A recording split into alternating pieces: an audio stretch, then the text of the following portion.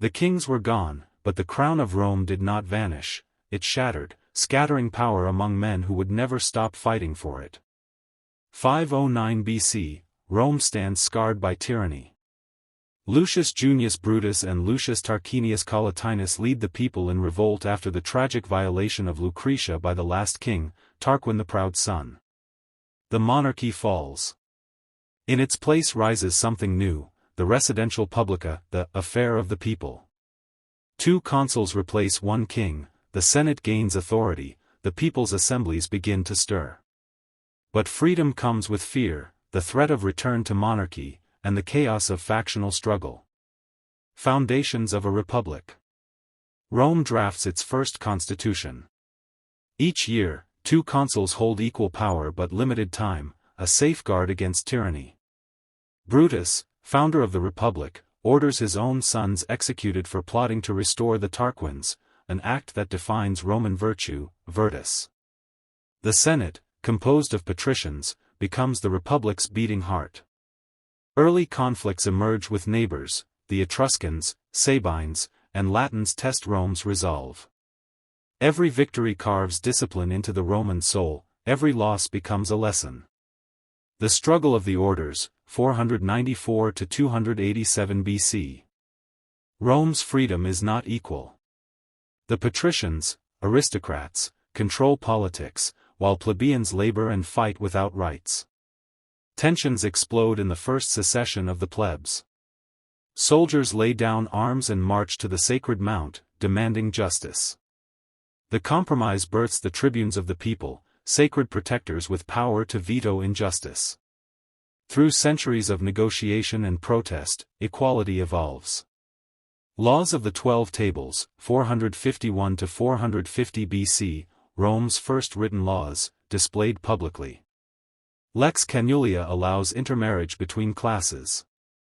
Lex Hortensia, 287 BC, finally grants the assembly's decisions force of law.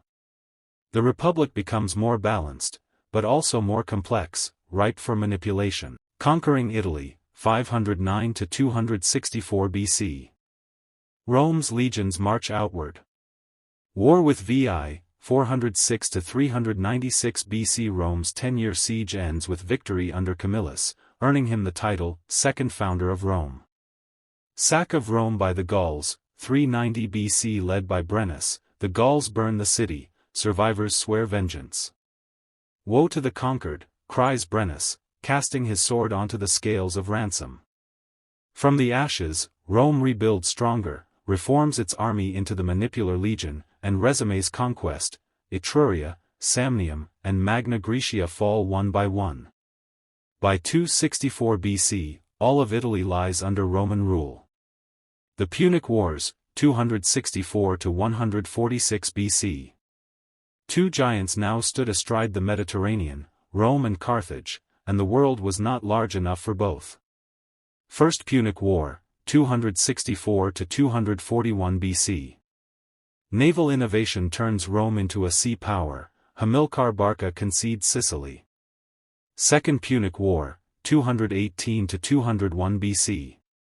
Carthage strikes back under Hannibal, crossing the Alps with elephants. Battle of Trebia, Trasimene, Cannae, Rome bleeds but endures. General Fabius Maximus delays and exhausts Hannibal, the cunctator. Scipio Africanus carries war to Africa, defeating Hannibal at Zama. Third Punic War, 149 to 146 BC. Rome destroys Carthage, the city is burned for 17 days. The Mediterranean becomes a Roman lake, Mare Nostrum. The Eastern Conquests, 200 to 133 BC. The Republic turns eastward. Macedonian Wars, Rome crushes Philip V and Perseus, Greece bows at Pydna, 168 BC. Seleucid Empire defeated by Lucius Scipio at Magnesia.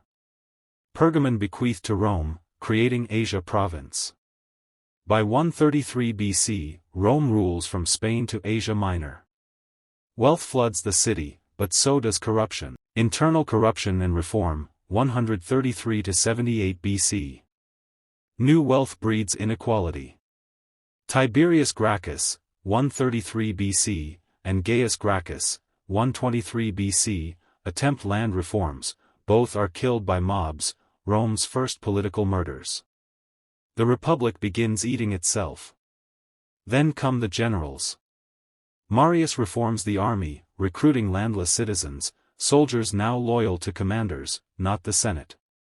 Sulla, his rival, marches on Rome itself, setting a bloody precedent.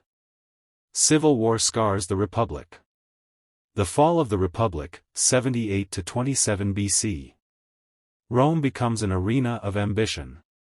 Spartacus' slave revolt, 73 BC, shakes the Republic, crushed by Crassus and Pompey. The first triumvirate, 60 BC, unites Caesar, Pompey, Crassus. Caesar's conquest of Gaul and his crossing of the Rubicon, 49 BC, ignites civil war. Caesar defeats Pompey, declares himself dictator for life, and is assassinated in 44 BC. His death plunges Rome into chaos. Antony, Octavian, and Lepidus form the second triumvirate. At Actium, 31 BC, Octavian defeats Antony and Cleopatra. The Republic dies, and in 27 BC Octavian becomes Augustus, the first emperor. Epilogue: The Republic's legacy. The Republic fell not in a single night, but in 1,000 small surrenders. Its ideals, law, citizenship, and the balance of power, survived to inspire constitutions across centuries, from the Enlightenment to the Founding Fathers of America.